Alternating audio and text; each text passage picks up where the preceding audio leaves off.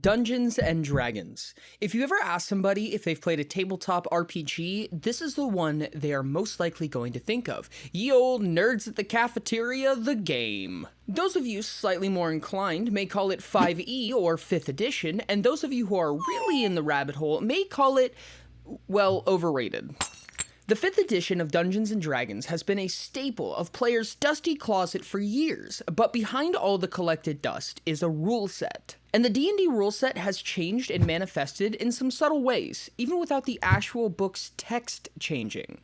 The rule set, in all simplicity, is clunky and overbearing. Sure, it serves its purpose, but with a couple of easy strides, we can make it not only more immersive and fun to play, but easier to learn as well. Hi! Oh god. Hi! Thanks so much for letting me borrow your screen. My name is Ori Don't. I think this world kind of sucks, so let's build a new one. Now, if you've ever heard of Dungeons & Dragons, my best guess is that you've heard of either 2nd edition, 3.5e, or 5e, its latest release. With that in mind, I want to go over a bit of D&D's history. Hopefully, this will build a smidge of context for it as a whole. The first edition of the game was created by Gary Gygax and Dave Arneson in 1974. I love these names so much. Now for my 5e lovers in the front row, first edition is a wild ride in comparison to what you know today. In this first pass, there were only 3 classes: Cleric, Magic User, and Fighting Man. Oh, how we love our human fighting mans. Beyond that, there were 4 races to play: humans, dwarves, elves, and hobbits, and only 3 alignments spanning from lawful to chaotic.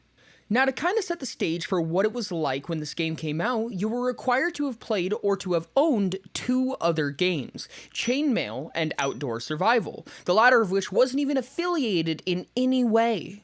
Chainmail seemed to inspire the roll to hit, alignment, and saving throw functionality in D&D, and this system was also made in part by Gary Gygax. Now, it's not unheard of to require your players to have used one of your own IPs. Outdoor Survival, on the other hand, had nothing to do with the game. It was made by Avalon Hill, a completely separate company altogether. This does seem a bit unorthodox at best, considerably clunky at worst, but I personally would give them some slack, as a tabletop RPG like Dungeons & Dragons was very unique at this point. Though it may have pulled some similar features from war games like Chainmail, it was ultimately a pretty new concept, and there were bound to be kinks to work out. So let's jump forward a bit. We're now in Advanced Dungeons & Dragons, or AD&D, 2nd edition. The year is 1989, and we've upgraded from a single box set to 5 different books: the Player's Handbook, the Dungeon Master's Guide, the Monster Manual 1 and 2, and Fiend Folio. You can now learn how to play the game through just its own assets, no longer requiring outside sources to grasp mechanics, and some new competitors have entered the playing field, such as the extremely unique and vastly original Tunnels and Trolls, or TNT. Here, spot the difference. As well, our demographic has changed a bit, the target audience now being specifically teenagers. If you've ever heard of THAC0, spelled THAC0, you've probably already cringed all the way into the room behind you. THAC0 stands for 2-Hit Armor Class 0, and it's a pretty complicated set of rules when it comes to combat. Unlike our current roll bigger than their get hit amount, you had numerous calculations that had to be made with each strike. Ultimately, the game was pretty complex, but it was really beginning to take shape into its newer form. Let's hop back into our time machine, and we're moving forward to the ancient days of 2003. Finding Nemo was a smash hit, Sting played the halftime show for the Super Bowl, and 3.5e just got released. Now, it may be odd to have a decimal in your editions. Simply put, 3rd edition had some balancing issues that they decided to quickly patch and re-release in 3.5e. Notably, 3e is when Wizards of the Coast first took ownership of the Dungeons & Dragons IP. The main goal here, make the game easier to understand and easier to play. Excessive calculations were removed and the D20 system was introduced. Calculations became simple: roll a 20-sided die and add a number to it. Skills and feats were introduced and some different restrictions were removed, such as originally unallowed class-race combinations. Ultimately, we've traded some suspense of disbelief for ease of play. I would say that if you were to jump into 3.5e as a 5th edition player, you wouldn't be too overwhelmed. And because I'm bad at counting, we're moving to our final copy, our modern 5th edition. So why do I claim that this game is so underwhelming?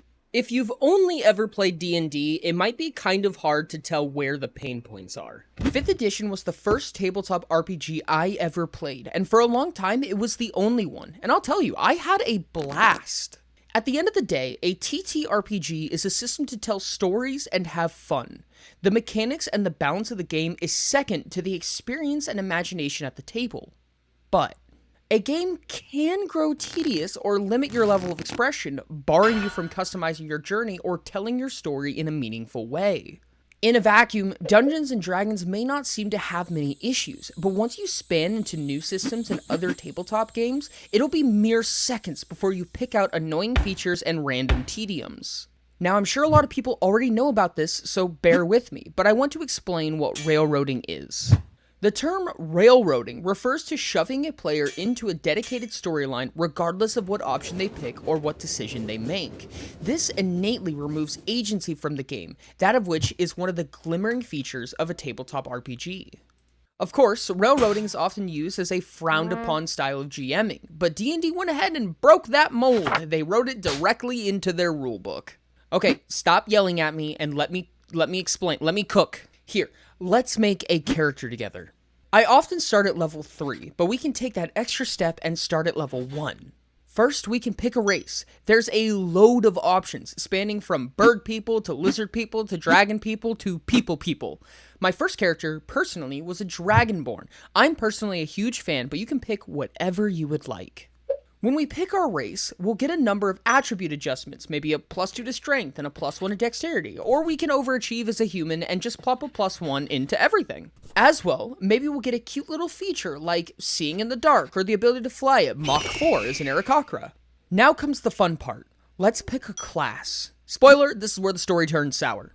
The base game has 12 available classes. When somebody talks about their D&D character, they'll usually describe them in a race class format, a tiefling rogue, or a human fighter, or a Goliath barbarian. When you pick your class, the rest of the game is laid out for you. Every single level you receive from here on out is written on your class's page in the book, and barring your subclass, there's barely any decision making available to you. What decisions you can make are ultimately unimpactful and don't really change your character's image in the long run. Yes, I am unfortunately aware of multiclassing. I'll get to that in a bit. Now, there's pros and cons to this. For instance, there is immediate relatability built into your character. When you tell me about your very original human fighter, I already have an idea of what your character may look like, may feel like, or how it will affect the party composition. This is where we get funny memes, like how the bard is going to fall. On the excessively large flip side of this coin, it's really quick that our beloved characters become stale and flat. There's not really any room to wiggle or grow as a character. Regardless of what you do in your journey, at level 10, your paladin will still get an aura ability that you picked 7 levels ago. Yes, you can change the personality of your character. You can change their behaviors based on their gruesome backstory and their traumas, but their abilities and mechanics will not represent these new changes. Multiclassing is definitely an option and a pretty awful one at that. Multiclassing does not solve the issue of railroading. Even though you get to choose new features, you're still tying yourself down to a different set of railroad tracks. Beyond that, there's an immediate lack of balancing when it comes to this feature. That character we're building, let's talk about them. Let's say that you've journeyed far and wide, making your way all the way to level 5. They may have taken 5 levels of Barbarian up to this point, and they've found some solace in the great outdoors, and perhaps they want to take a level in Druid, maybe go the Shaman route. What did you gain? The ability to cast cantrips and speak Druidic. The issue lies in the fact that the distance between level 1 and level 2 is vastly different from the distance between level 5 and level 6, yet you're still getting first level abilities. Yes, there are absolutely broken combinations that you can throw together to make some beefcake characters, but that's not storytelling, that's min-maxing. Don't get me wrong, I love testing out a new min-max build, but it's not why I play with my friends. However you choose to spin this, there's not really a lot you can do if you want to change the scope of your character. Once our character chose to be a barbarian, there's not really any room to turn back. Those 5 levels were spent, and moving off the path from here is going to be pretty taxing and not very rewarding. Speaking of that, let's talk about leveling. I have some beef with leveling. In Dungeons & Dragons, you have a maximum level of 20. It may not be obvious at first glance, but you actually reach near godhood way before that, around level 17. As our lovely druidic barbarian progresses through their levels, experience will see an extreme inflation. This is obviously pretty normal. It's okay for levels to be more expensive as you get more of them, but the abilities you gain from them aren't very monumental in comparison. Once you've reached about level 10, you are a pretty immense character. Balance kind of begins to fall apart since any single creature in this level of play can have a vast multitude of abilities, some of which may be direct counters to you or have weaknesses that you are a direct counter for. The TLDR here is that with only 20 levels, there's not a whole bunch of new abilities to look forward to. And to go even further, it's not realistic to expect to even see all 20 levels. Most campaigns will exist within only 5. The progression is simply unsatisfying and underwhelming. Since a lot of your character's most defining features will be in the first couple of sessions of play, assuming you're starting at a low level when experience is extremely valuable, just about every single character will be extremely front-loaded. Combining a lack of customization with a bland system of progression, we don't have a wonderful road ahead of us. Now, if you've seen the title of this video, you probably already know that there may be a solution to this. Let's talk about Utopia. I'm happy you've gotten this far in the video. Honestly, I'm not 100%. It wasn't the last live shot from last video. If you've seen last video, I love you. The video from last video wasn't working well, so I changed it. And it might be worse now. And you know what that means? It means you should subscribe. I'm talking about you. Subscribe. Now I want to start with a preface. No system is perfect, and this is no different. At the end of the day, a lot of this is up to interpretation and opinion. I'm going to throw you a bone, and you are free to decide how you feel about it. Utopia ttrpg was a personal attempt to really push customization forward, a system where literally anything is possible. Any character, any level, any idea. With enough time, it can happen. In case you want to follow along, the entire manuscript is free to download. Link will be there in the description. Let's start with the biggest one. Classes, or in this case, lack thereof. Classes serve to offer your character new abilities as they progress, but let's pull off the stipulations. Now, having an entire list of hundreds of abilities is going to be mind-boggling and annoying for players, so we'll need to get a bit more elegant with it. First stop, categories. It will be a lot easier on the eyes to simply break each talent up into boxes based on what type they are. For instance, we can break it up into offensive talents, defensive talents, magic, crafting, and just general all-arounders. Okay, good first step. Now we can figure out exactly where to go based on what type of character we want to build. But we have a new issue. Some abilities are just much stronger than others. We wouldn't want our level 5 barbarian to be learning the wish spell anytime soon. So let's build a tier system. Each of these 5 categories can be broken into 3 branches. That way you have to get the lower level talents before you can really get the cool stuff. You'll be able to grab a talent from any branch, but what tier is available to you is based on what you've already acquired. Cool, so now at starting level, you have access to at least 15 diverse talents, and your plethora of options will grow over time. With this alone, we've accomplished something really cool. You can not only customize your character by being able to mix magic with combat or crafting with defense, but you can also diversify halfway into your campaign based on your character's needs and style. Next question, when do we get new talents? Well, as we said before, every ability may be worth more or less than others. A simple form of currency we can use is levels, given we'll be getting them pretty fast in this case. We'll talk more about levels later, but simply put, we'll be gaining a lot more levels much faster. So let's give our characters a talent point every time they level up. Each talent will cost a number of points based on how powerful it is.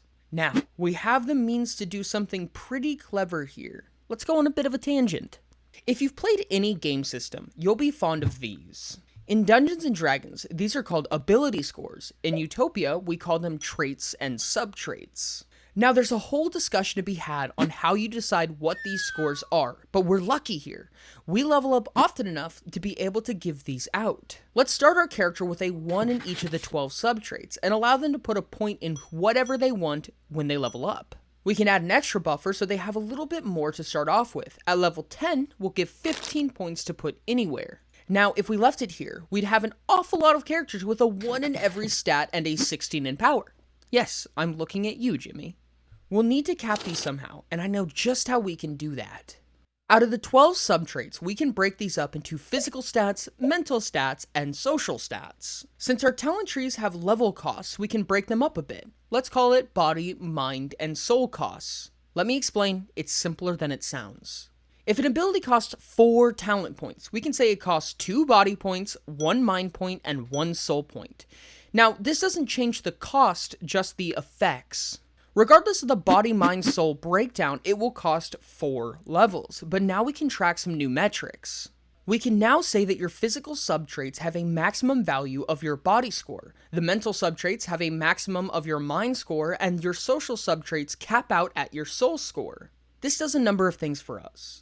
First of all, of course, it prevents the aforementioned 16 power conundrum, but more than that even, it influences your stats to match your talents. If you're cashing in on combat talents, it wouldn't make a ton of sense to be a charisma buff. Your character, thematically, is trained in combat. Naturally, they're going to be stronger and faster. The system does leave wiggle room, so you can still put some points into language or engineering, but to increase them substantially, you'll need some matching talents to boot. This is a really cool way to push mechanics into a thematic route, while still keeping things intuitive. A quick tidbit about Utopia.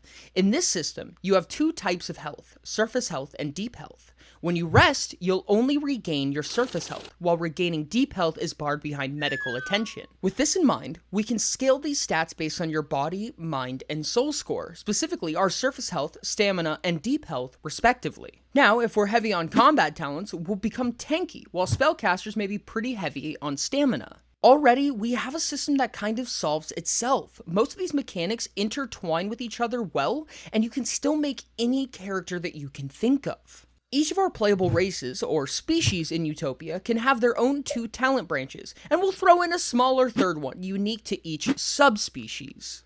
And to boot, this is only one single feature that pushes the envelope of customization.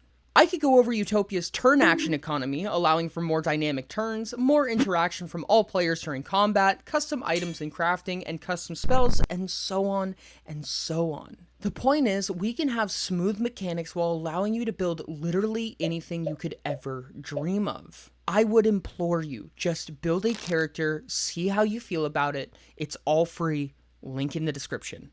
At the end of the day, Dungeons & Dragons is a solid game. It's marketed well, it's diverse, and there's a lot of people who can explain how it works. If it's the only tabletop RPG you play, it can seem like an absolute gem, and realistically, the fun comes from your imagination and the experience you build with your table mates. But a system can offer much more customization, a much more tailored experience of play. You can use mechanics that aid your character's thematic story rather than force it in a specific direction. Whether it be a talent tree system over a class system, more dynamic turn action economy, customized item and spells, there are a lot of ways to build your experience through your character. Tell me, what character are you going to build? Thank you so much for watching this video. Honestly, this is actually a really important project to me, and don't touch me. This is a really important project to me, and I'm really glad that you guys could be here to kind of experience it with me. I know that it sounds probably kind of dumb as it is, but I hope that you guys find some enjoyment out of it. I hope you guys take a look at it, see what you think of it. Join the Discord if you haven't already. But if you're not going to do that, then click on one of these 2 buttons right here, because they'll take you to either one of my other videos that's kind of like this one, but maybe better, maybe slightly worse as well, anything's possible, or the other one to go check out a playlist of videos just like this one. I love you so much. Thanks.